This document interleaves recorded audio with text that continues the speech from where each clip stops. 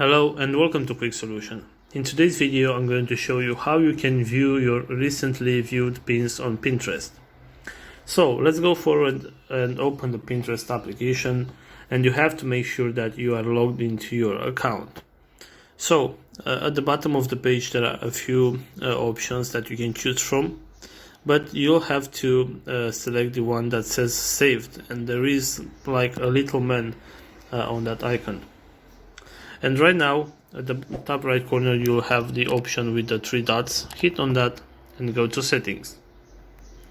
So right here, you will see this option where it says Home Feed Tuner. And you are going to tap on that option right here. And the very first option is activity.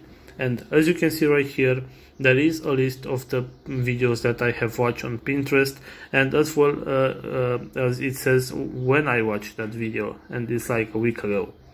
So if you have a list of many videos right here, you can just scroll down through the videos and see all the pins that you viewed on your Pinterest application.